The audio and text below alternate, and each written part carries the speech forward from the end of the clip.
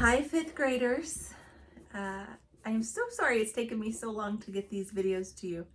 The summer seems to be flying by for us, so I hope you guys are doing all kinds of fun things and enjoying your time off school. Just another month and you'll be heading back this time to Jefferson as fifth graders, so I'm sure you're starting to get excited about that. So we'll pick up where we left off on this book. Remember, we were reading The War I Finally Won, which is a follow-up to The War That Saved My Life. And I'll just kind of recap, since it's been so long since you guys have heard any of this story. I'll just kind of recap a little bit of it to remind you. In chapter 42, we remembered that they were potato picking, and it was hard work, and they got to take some potatoes with them when they did that. So they were all picking potatoes, and let's see. Oh, that night while they were trying to sleep, they heard Ruth crying, right? And so she went to her door. Ada went to Ruth's door to try to figure out why she was crying, and she said just to go away, right? So they picked potatoes, it says, for 12 days, and they got 24 shillings, each of them, plus a bunch of potatoes to store. And let's see. Maggie was begging that she didn't want to go back to school after Christmas. So remember, in the book, it's just after Christmas time. She's not wanting to go back to school. And of course, Lady Thornton wants her to go back. And let's see. Chapter 43. Fred shows up late one night. He's knocking on the door. Remember, he was sick, and he said that they were all sick, like food poisoning or something had gotten to them. And so he was like, no, I don't need a doctor. I'm fine, but it's the horse. It was Oban, remember, the horse that was sick with colic. And so Ruth and Ada ran out. Ruth knew what to do. So she had gotten Oban up and kept him walking and kept him walking. And remember that really tense part where they thought, when Ruth asked Ada that if Oban didn't get better, they may have to shoot him. And there was that big moment in the book where Ada was thinking about whether or not she could do that if it needed to be done. So let's see. They kind of had talked about that, but Oban luckily recovered. He got better, and was doing better, and he recovered over those days. So then Ruth also opened up and told Ada about how she had her horses back in Germany, but they just had to leave them when they fled the country. So she wasn't sure what had happened exactly to the horses. Let's see. Chapter 44, it says, that's when they told Lady Thornton the story about what had happened the night before with Oban, and Lady Thornton got so mad, and she felt very insulted because she was like, you should have told me, and I knew what to do. And so then she did shake hands with Ruth, Lady Thornton did, and thanked her for saving the horse, and told her how grateful she was. So that was good. And then, let's see.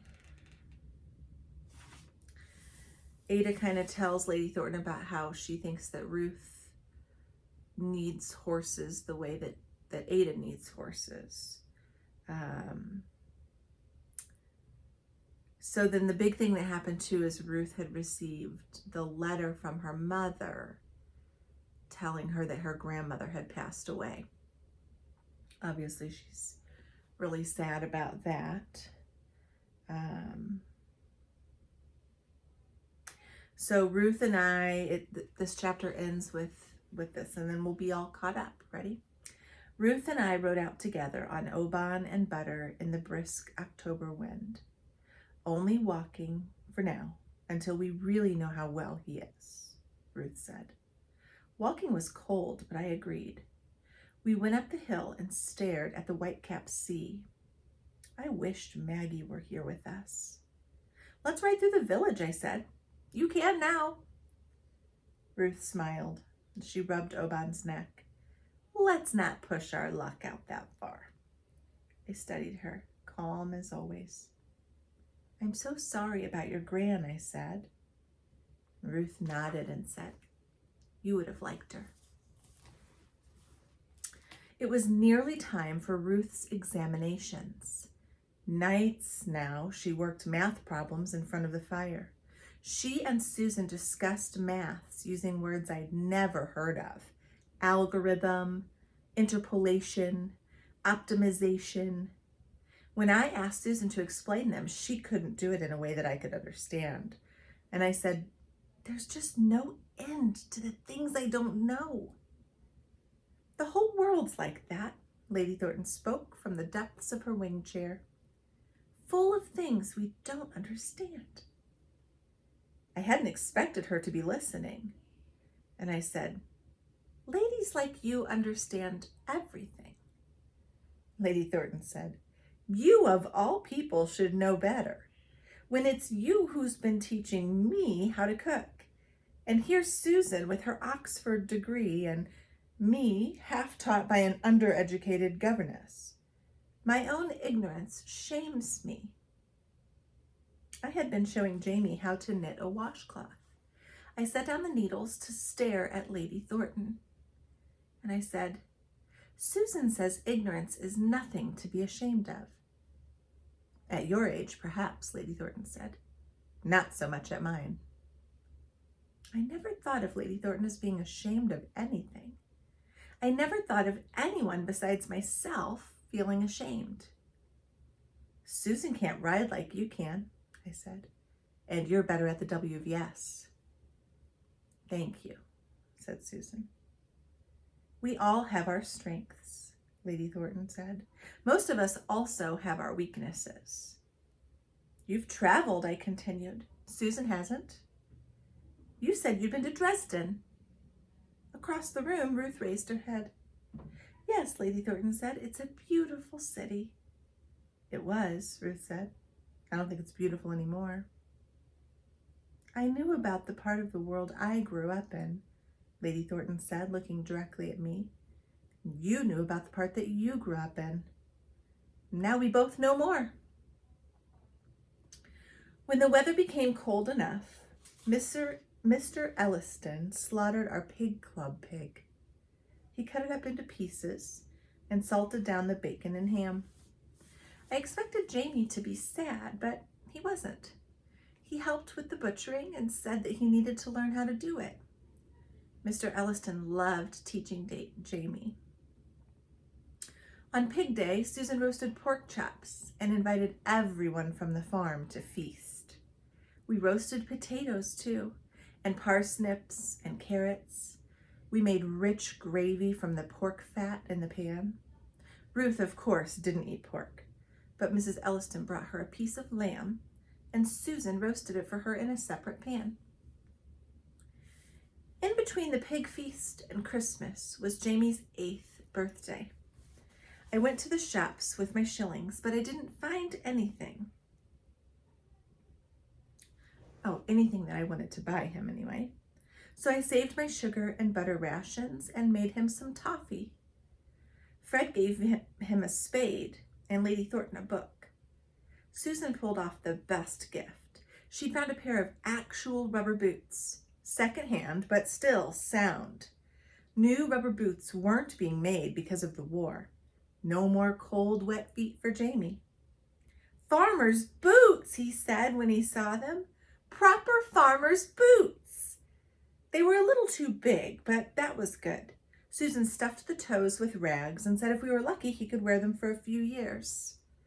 I doubted we would be. Jamie grew faster than the piglets. One night in early December, we switched on the radio as usual for the 9 o'clock news. The announcer was always vague about anything to do with the war because, of course, Nazi spies listened to the broadcast.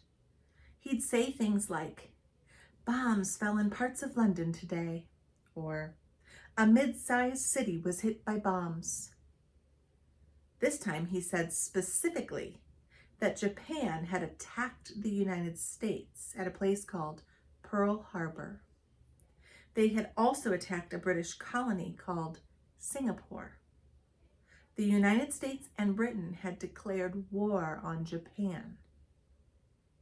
I handed Susan the book of maps that Lady Thornton had brought over from the Thornton house. "Show me," I said.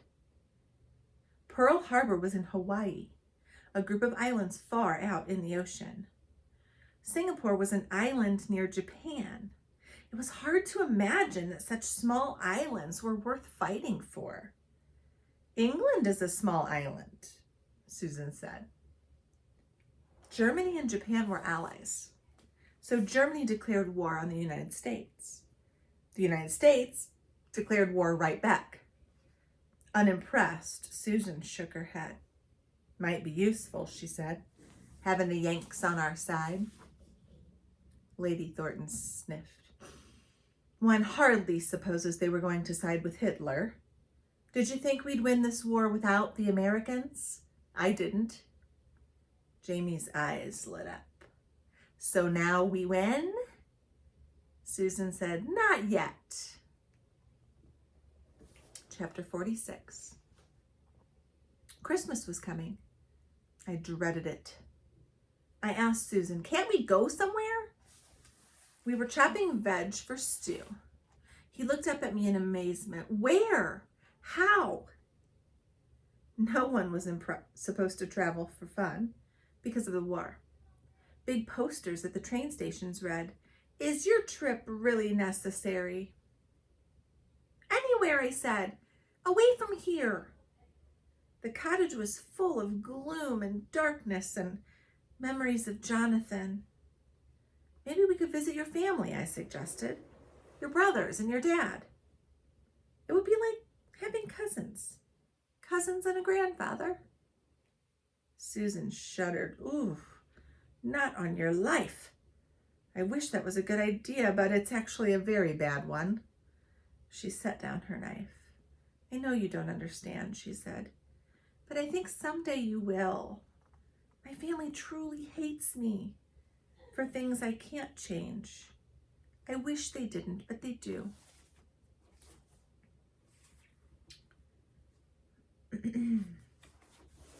"I don't understand," I said. "You're not a cripple. There's nothing wrong with you." Susan said, "My family has the problem. Not me, them." I said, "But they're wrong." Now Susan looked me directly in the eyes. "Yes," she said. "My mother's dead, you know that. My father is wrong. He should love me. He doesn't. I can't fix it. That's hard, but it's the truth." Like Ma'am. I never thought of Susan's family being like Ma'am. I could still hear Ma'am in my head. "Who'd want you? Nobody, that's who." I sat down at the table and buried my head in my arms.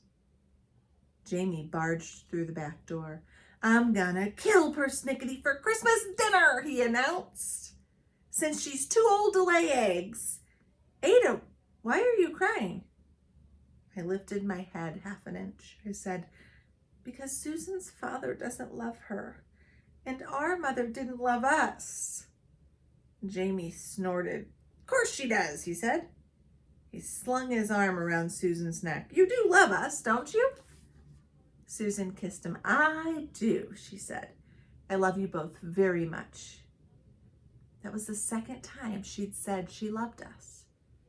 It made me cry harder, though I had no idea why. The next morning, instead of doing my schoolwork, I drew myself a different kind of map. I started on the left side with a dark box and a girl trapped inside. Then a train, butter, Susan's old house, the cottage where we live now, Maggie and Ruth and Lady Thornton, Jamie hanging from the tree with 2 good arms. Above us, dragons circling in the sky. In the center, Susan, brave like St. Margaret, a gleaming sword in her hand. "What comes next?" Susan said when she saw the drawing. "That's your map of the past. What's in the map of your future?" I stared at her. "What do you mean?" "What do you want?" she persisted. I had no idea. When I'd first been evacuated, I'd wanted to be like the girl riding the pony, racing the train. And now I was. Parts of me were still jumbled, but maybe that girl had been jumbled too. I'd only seen her from the outside. "I want to go places," I said. "I want to travel. I want to see Dresden." Susan put her arm around me. "When the war is over, you will." "What do you want in the future?" I asked Jamie. He looked thoughtful. "More hens," he said. Chapter 47. Maggie came home for Christmas. She looked wretched. "Last year we ate Christmas together inside the Thornton house," I told Ruth. "Jonathan was nice to me and Jamie. He was nice to everyone." Ruth nodded. "When I went to see my mother for High Holy Days, all we could think about were past celebrations with all our family in our home in Dresden." "What did you do to feel better?" I asked. "Nothing," said Ruth. "We were miserable." She took a deep breath.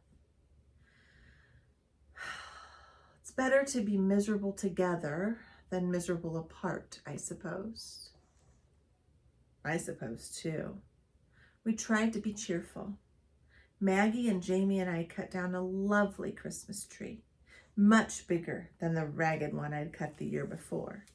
We trimmed its bottom branches and used the clippings to decorate the fireplace mantle. I'd saved up colored paper over the year, and we made strings of colored paper rings and shiny paper stars. Maggie and I rummaged in the attic of Thornton House and found electric lights and glass ornaments like Susan once had. The tree looked beautiful. None of us really cared. "It still feels like a cave in this house," Maggie said. "It is a cave," said Jamie. And I said, "It's less gloomy than it used to be." Maggie shook her head. "If only the blackout didn't have to be black." "It doesn't," I said, in a sudden realization. "Not on the inside." Maggie actually smiled. "You're right. Our blackout screens were heavy black cloth stretched over wooden frames exactly sized to cover the windows. Maggie dug up some paints in the attic of the Thornton house, and over the next 2 days, we painted the insides of the screens with what we saw when the blackout wasn't up. The trees, the sun shining through their branches, Jamie's bicycle, Miss Rochester's shed and pen, the garden asleep in the winter, mounds of straw heaped over the earth, the Anderson shelter beside the house, the new chickens, and the rooster. Ruth took the blackout screen from her bedroom, painted its inside all over white, and then took a pencil and sketched and erased until she was satisfied.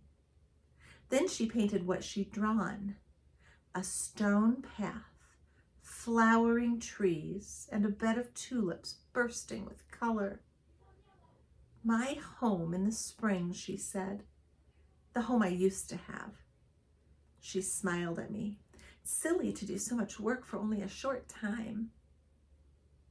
Ruth had passed her entrance exams. She was leaving for Oxford at the new year.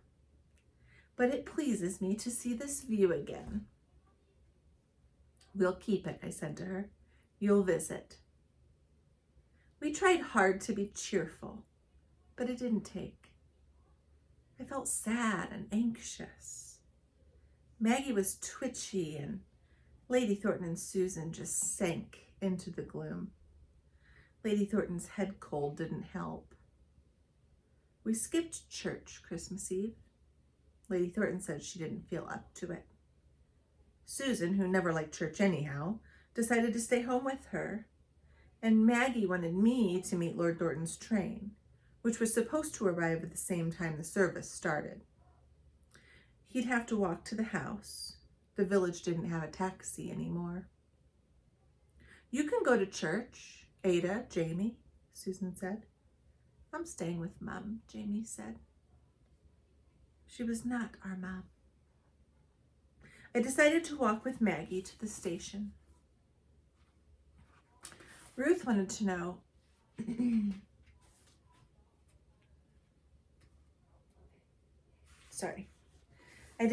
I decided to walk with Maggie to the station.